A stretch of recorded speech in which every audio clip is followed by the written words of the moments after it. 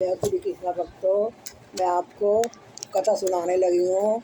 आप कथा को सुनना बड़े प्रेम से और पूरी कथा सुने और बीच में छोड़ना मत कथा को। बहुत बढ़िया कथा है और आप इसको सुनना। और तारा बब्बर के चैनल में आपका बहुत बहुत स्वागत है। इसको अगर आपको पसंद आए कथा तो लाइक कर देना, सब्सक्राइब कर देना, शेयर कर देना। बस बेनती यही है, कथा को पूरा सुना। पूरा सुनोगे तो बहुत अच्छा आनंद आएगा आपको। अनमोल वचन है ये। वही सफल होता है जिसका काम उसे निरंतर आनंद देता रहता है। काम वही करो जिसमें अपने मन को शांति मिलती है, अपना मन प्रसन्न होता है। विश्व में न कुछ अच्छा है न बुरा, केवल हमारे विचार ही उसे अच्छा बुरा बना देते हैं। प्रत्येक काम को हिम्मत और शांति के साथ करो, यही सफलता का साधन है। किसी चीज़ को दबाना उसे शक्ति देने का दूसरा नाम है। यदि कुछ लेना चाहते हो तो देना सीखो। सबको प्रसन्न करने की शक्ति सब में नहीं है। अवसर उसकी मदद नहीं करता जो अपनी मदद नहीं करते। अपनी गुप्त बातें किसी को मत बताइए, भाई या मित्र को भी नहीं। किसी का अपमान मत करें, किसी के काम में द्रोह मत निकालें, दूसरों के ऐब मत ढूंढें। शराब मत पिएं, कहते हैं शराब मुंह लगी खराब, इससे उम्र घटती है। जुआ मत खेलो, आज तक जुआ खेलने से कोई धनी नहीं बना। युधिष्ठिर अपनी पत्नी राज तक हार गए थे। विवाह उपरांत पर स्त्रियों से संबंध न रखे, इससे रक्त चाप बढ़ता है और दिल के दौरे की संभावना बढ़ जाती है। शेष घोड़े को कोड़े की छाया ही काफ़ी है। कोड़े तो खच्चरों के लिए होता है। बुद्धिमान व्यक्ति बोलने से पहले सोचता है, मूर्ख बोल लेता है और तब सोचता है कि वह क्या कह गया। संसार में आज तक अच्छा युद्ध और बुरी कभी नहीं हुई। संसार में आज तक अच्छा युद्ध और बुरी शांति कभी नहीं हुई। किसी के दुर्वचन कहने पर क्रोध न करना क्षमा कहलाता है। विशुद्ध हृदय वाले सज्जनों की बुद्धि कभी मंद नहीं होती। परमेश्वर की दृष्टि में सदाचारी मनुष्य अत्यंत सम्माननीय समझा जाता है। जिस कार्य से बहुतों का हित होता है, मंगल होता है, उस कार्य को कहने का विचार यदि एक साधारण व्यक्ति भी अपने मन में ठान लेता है तो हजारों लाखों व्यक्ति देर सवेरे उसके साथ सहयोग करने के लिए जुड़ जाते हैं। जो अच्छा काम करता है, नेक काम करता है, उसके साथ जुड़ते हैं। जो गलत काम करते हैं उनके साथ नहीं जुड़ता कोई। मांगो उससे जो दे दे खुशी से, और कहे ना किसी से। अगर आपसे किसी ने उधार ले लिया है तो खुशी से उसका काम निकाल दो, लेकिन उसका ढिंढोरा मत पीटो कि हमने उसको दिया है, हमने उसकी मदद की। जिनको आप अच्छे नहीं लगते उन्हें नज़रअंदाज करना शुरू कर दें। वह अपने आप व्यवहार में ठीक हो जाएगा। जिंदगी में हर चीज़ अपने मायने अर्थ रखती है। सच्चा सुख दूसरों की सेवा करने में है। तूफान कभी पेड़ों की उम्र नहीं पूछता। ज्ञान और क्रोध दोनों साथ साथ नहीं चलते। हर व्यक्ति को अपने कार्य की परीक्षा खुद देनी पड़ती है। ईश्वर से मांगने पर मांग सीमित ही रह जाती है। सपने संयम से साकार होते हैं। रास्ते में कांटे होते इंसान अपना सफ़र अधूरा नहीं छोड़ देता। खुदा को मत बदलो, अपने आप को बदलो। किसी भी तरह किसी की पूजा करनी जरूरी है। शिक्षित बनो, संगठित बनो, संघर्ष करो तो सब कुछ पा लोगे। सच ढूंढने से नहीं मिलता, अंधेरे में सच दिखता नहीं, महसूस किया जा सकता है। शक्ति बदले पर मित्र न बदले, शौक बदले पर मित्र न बदले। दोस्ती जैसा मीठा फल कोई नहीं। दोस्त होना जरूरी, दोस्त बनाना वरदान वाली स्थिति होती है। सच्ची दोस्ती भाग्यशालियों को ही हासिल होती है। खुदगर्जी इसकी दुश्मन होती है। निश्चलता तथा विश्वास इसकी बुनियादें हैं। दोस्त रिश्तेदारी से भी श्रेष्ठ होती है, और शर्त यह है कि दोस्ती दोस्ती ही हो। खुशी के अवसर पर मित्र के पास जाने के बजाय कष्ट के समय उसके पास पहुंचने में जरा भी विलंब न करें। खुशी में पहुंचो चाहे ना पहुंचो, लेकिन दुख के अंदर हर आदमी जाके पहुंचो। किसी अन्य के साथ अपने दोस्त का बुरा न मनाएं। उसके जितने अधिक दोस्त होंगे उतने अच्छे दोस्त को चुनाव हो सकता है। किसी का चौथा मित्र न बने जो पहले ही 3 गंवा चुका है। दुश्मन के चुंबन से दोस्त के घूंसे अच्छे, दुश्मन के चुंबन से दोस्त के घूंसे अच्छे। अपने शौक बदल लीजिए, लेकिन दोस्त मत बदलिए। दोस्ती शाम की उस परछाई की भांति है जो सूर्य के डूबने से और भी मजबूत होती है। किसी को बुरा मत बोलो। प्रत्येक गंदी गाली नारी को लगती है, जिसका कोई दोष नहीं होता। अच्छे लोगों से ही मित्रता करो। अपनी गुप्त बातें किसी से ना कहिए। हो सके तो दूसरों से उधार ना लो। किसी को मुलाकात का समय दिया हो तो उसका पालन करो। लड़की की शादी 21 वर्ष की आयु से पूर्व मत करो।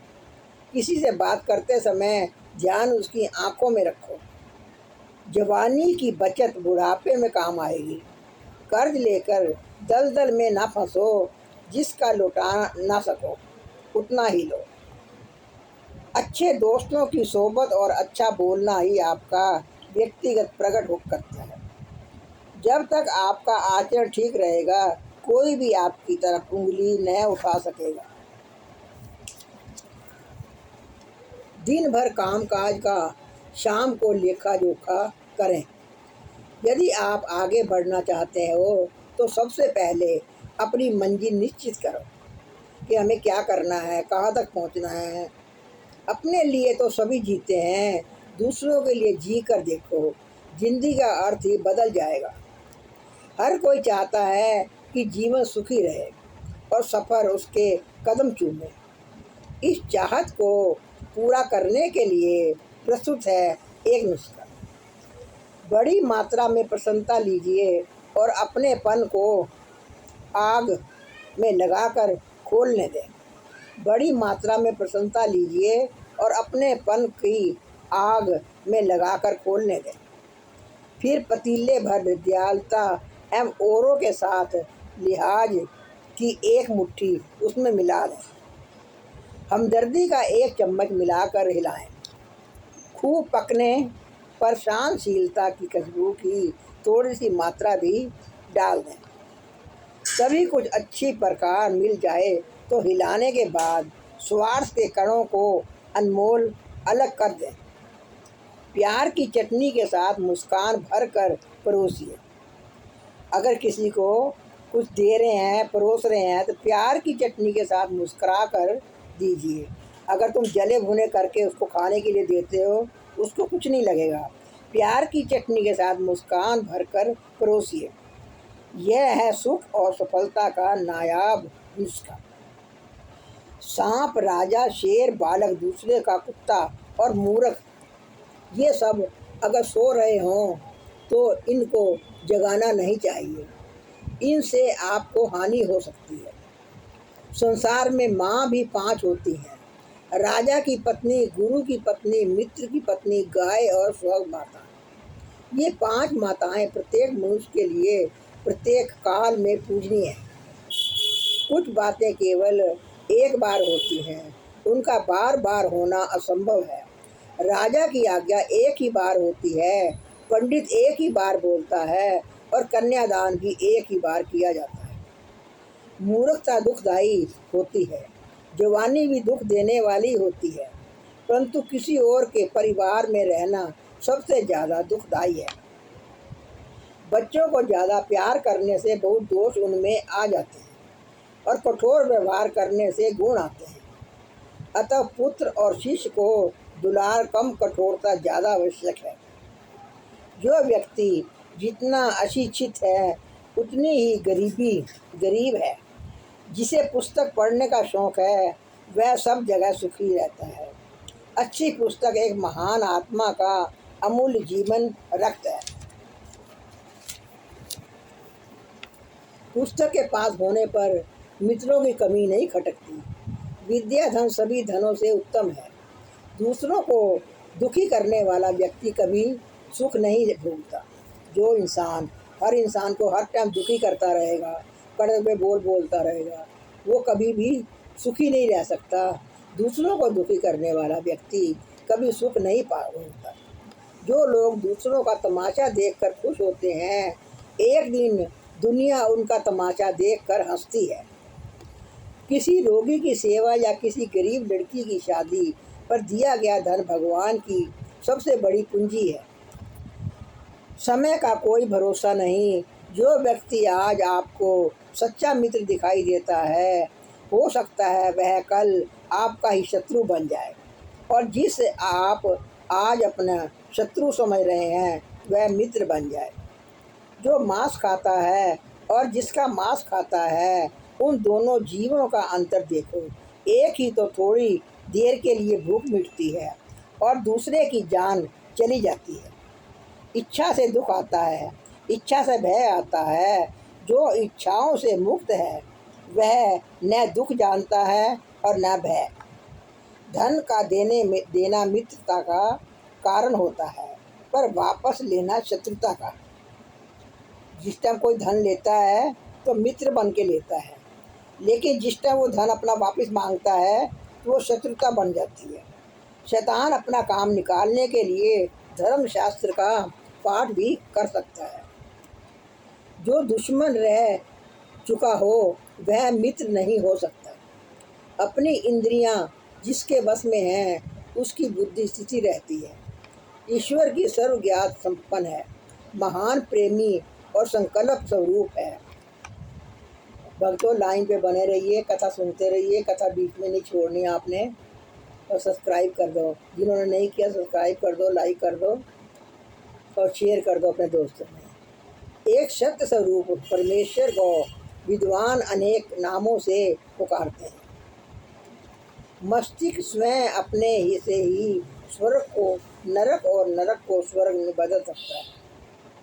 ये मस्तिष्क ऐसा है, जैसा मस्तिष्क से सोचोगे, जैसा कर्म करोगे, वो आपको नरक और स्वर्ग दोनों ही बदल सकता है। अपनी भूख मार कर जो भिखारी को भीख दे वही दाता है। प्रकृति हमारे मित्र है। जिसने अपनापन खोया उसने सब खोया। आदर्श एक वस्तु है, उसका पालन दूसरी वस्तु है। जमीन का मालिक तो वही है जो उस पर मेहनत करता है। किसी की मेहरबानी मांगना अपनी आज़ादी बेचना है। मन की शांति का मूल्य जीवन में बहुत है। संपत्ति है, स्वास्थ्य से भी अधिक है। महत्व इसका नहीं है कि हम कितने अधिक जीवित रहते हैं, अपितु महत्व तो इसका है कि हम कैसे जीवित रहते हैं। जीवन सब कलाओं से ऊपर है, और मैं यह भी घोषित करता हूँ कि जो व्यक्ति जीवन में पूर्णता लाने के पर प्रयास करता है वह एक महान कलाकार है। अधिकांश अवसरों पर साहस की परीक्षा जीवित रहनी होती है, मरना नहीं। हम इस प्रकार जीवन व्यतीत करें कि हमारे मरने हमें दफनाने वाले भी आंसू बहाएं। जीवन कर्म का ही दूसरा नाम है। वह जो कि कभी नहीं करता उसका अस्तित्व है, किंतु वह जीवित नहीं। संसार आश्चर्यजनक वस्तुओं से भरा पड़ा है, लेकिन मनुष्य सबसे आश्चर्यजनक वस्तु है। अपने मित्र को स्वयं के लिए और स्वयं को मित्र के लिए सस्ता न बनाएं। संसार में सबसे दयनीय वह है जो धनवान होकर भी कंजूस है। मन की दुर्बलता से अधिक भयंकर और कोई कमजोरी नहीं होती।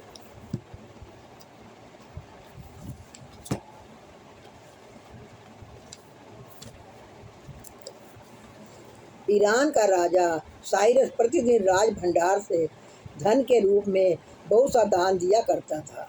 एक दिन इसके पास आए एक धन दे राजा को यह सब बुरा लगा। उसने कहा, अगर आप इस तरह धन लुटाते रहे तो एक दिन आपका खजाना खाली हो जाएगा। उस वक्त आपकी कौन सहायता करेगा? साइरस बोला, मुझे पूरा विश्वास है कि जिस दिन मुझे रुपयों की जितनी जरूरत पड़ी उतने रुपए प्रजा मुझे अवश्य दे देगी। यह भी कह कि अगर आपको विश्वास न हो तो कल ही बताऊं। अतिथि राजा बोला, आप 1 खरब रुपया मांगिए। राजा ने प्रजा में घोषणा करवाई कि कल मुझे 1 खरब रुपयों की आवश्यकता है। बस कहने की देर थी कि प्रजाजनों ने तुरंत थैलियां खाली करनी शुरू कर दी। उन्होंने अपने राजा के लिए हीरे, पन्ने, मोती, गहने भेंट कर दिए। कुछ ही दिनों में जब उसकी मीज़ान लगाई तो रकम 1 खरब से भी ऊपर पहुंची। जनता ने इतनी थैलियाँ, इतना खजाना, इतना धन क्यों दिया?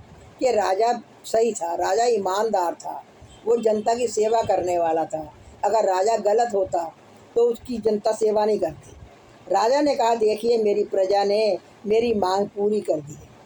इसके साथ ही उसने यह भी कहा कि यदि मैं प्रतिदिन लाखों की आय संचित करके खाता रखता तो मुझे उसके संयत रक्षा व व्यय के कितनी चिंता होती और प्रयोजन मुझसे ईर्ष्या करते। इस दान ने मुझे निश्चिंत बना दिया। इतना कहकर साइरस ने वह संपत्ति भी दान कर दी। भक्तों, कथा बहुत बढ़िया है। कथा को पूरी सुनना, कथा बीच में मत छोड़ना बिल्कुल भी।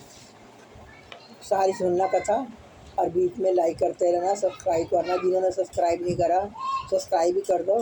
जो कथा कभी भी अधूरी नहीं छोड़नी चाहिए। इतनी रोमांटिक कथा है, इतनी बढ़िया कथा है कि बहुत ही बढ़िया कथा है। इसको पूरा सुने और मैं आपके बीच में फिर दोबारा कोई ऐसी कथा लेके आऊँगी। तब तक के मुझे आज्ञा दीजिए। धन्यवाद।